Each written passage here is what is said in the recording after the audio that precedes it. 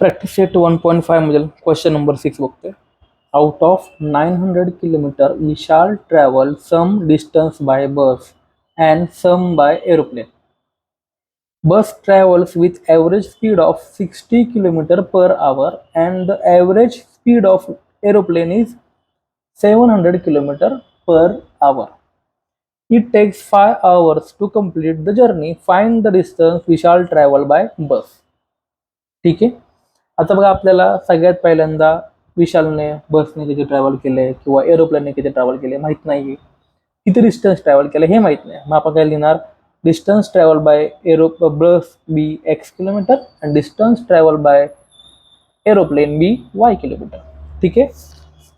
मग आपण बघा पहिलं उत्तर काढूया. Distance travelled by bus B X kilometre and distance traveled by aeroplane b y kilometre. ठीक आहे. आता इकडे बघा, अकॉर्डिंग टू कंडिशन 1. आता कंडिशन 1 काय, दोन्ही डिस्टन्स मिळून बघा आउट ऑफ 900 किलोमीटर म्हणजे त्यांनी एकूण ट्रॅव्हल किती केलंय 900 किलोमीटर. म्हणजे बसने काहीतरी केलं असेल वाय आणि एरोप्लेनने काहीतरी केलं असेल, दोन्ही मिळून किती केलं त्यांनी 900 किलोमीटर, सॉरी 1900 किलोमीटर. मग अकॉर्डिंग टू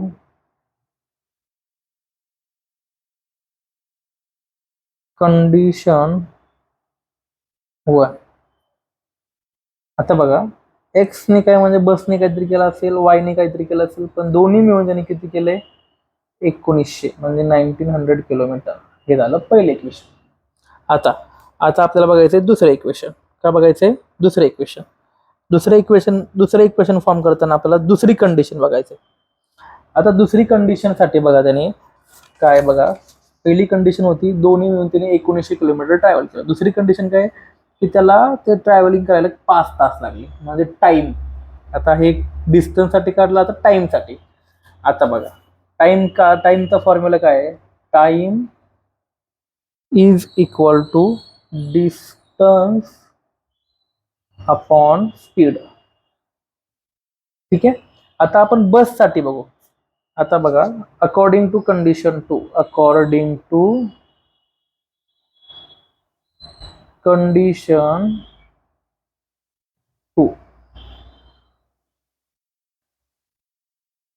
आता टाइम रिक्वायर्ड बाय बस. आता बघा आधी लिहू, टाइम रिक्वायर्ड बाय बस साठी डिस्टन्स काय आहे एक्स किलोमीटर आणि बसची स्पीड काय होती, चला इकडे बघा, बसची स्पीड होती 60 किलोमीटर पर आवर. मग इथं 60 आणि time required by aeroplane, time required by एरोप्लेनचा डिस्टन्स काय मानला होता आपण वाय. मग वाय आणि एरोप्लेनची स्पीड काय होती 700 किलोमीटर पर आवर. 700 हे दोन्ही मिळून त्याला किती वेळ लागलाय 5 तास. ठीक आहे. मग X upon 60 plus Y upon 700 is equal to 5. अजून हे इक्वेशन फॉर्म झालेलं नाहीये. ठीक आहे. आता बघा हे खालचं सेम पाहिजे म्हणजे डिनोमिनेटर सेम पाहिजे असतो. मग डिनोमिनेटर सेम काढायचं म्हणजे काय करतो आपण एलसीएम काढतो, पण इथे एलसीएम काढत बसतो ते वेळ लागेल.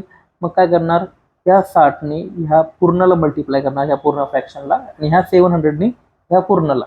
मग बघा एक्स अपॉन 60 दोघांना 700ने मल्टिप्लाय प्लस वाय अपॉन 700 दोघांना 60ने multiply is equal to 5. X ने 700 ला मल्टिप्लाय केलं, बघा किती आलं 700 एक्स अपॉन 6 सकून 42 आणि 1 2 3 शून्य प्लस 60 ने वायला मल्टिप्लाय केलं 60y आणि 7 सकून 42 3 शून्य इज इक्वल टू 5.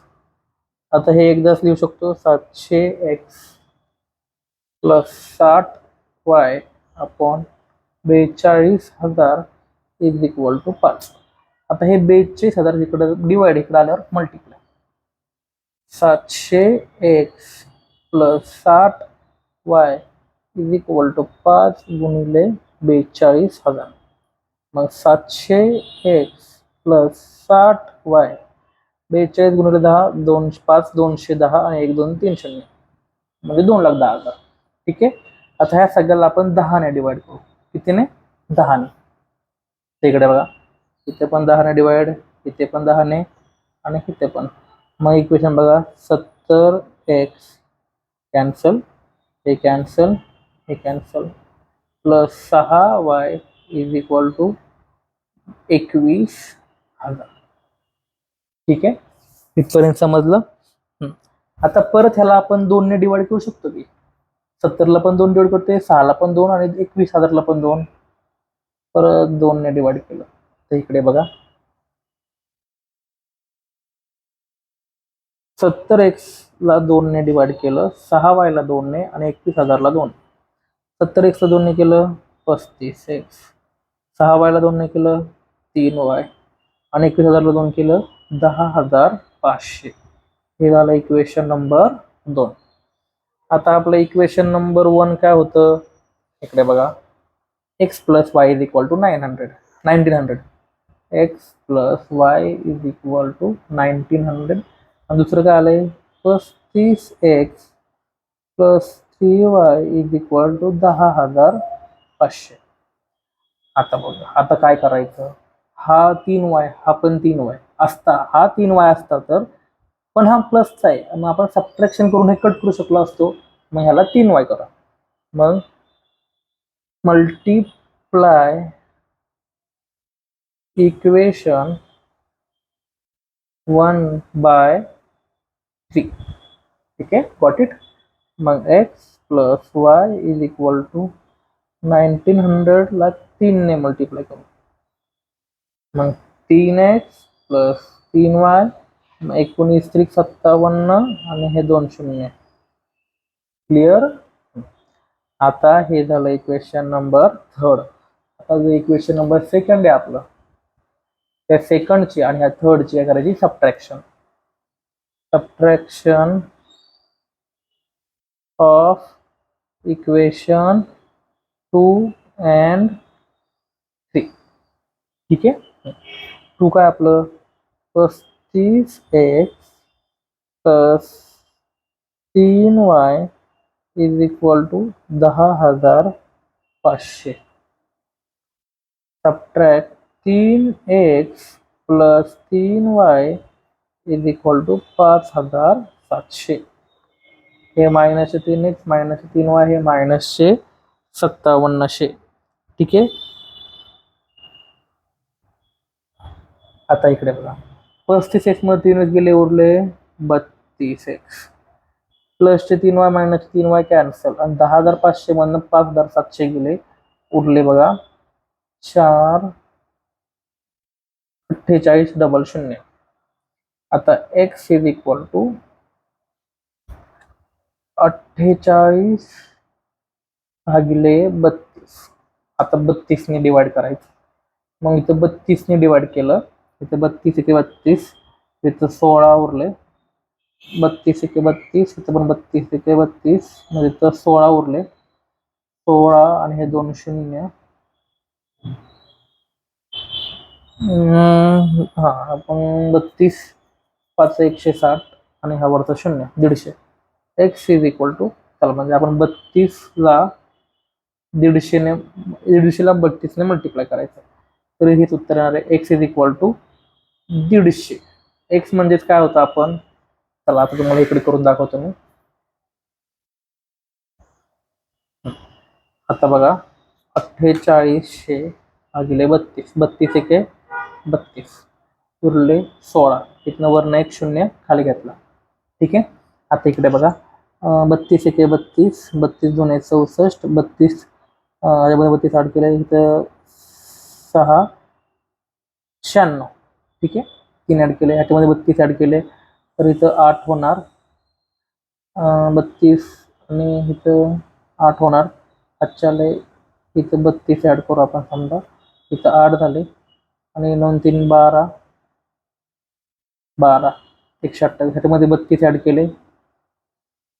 3 दुने 8 2 10, आजच्याले 1 काय ग 8 2 10 6 आणि हे 160. ठीक आहे, हे झाले 160.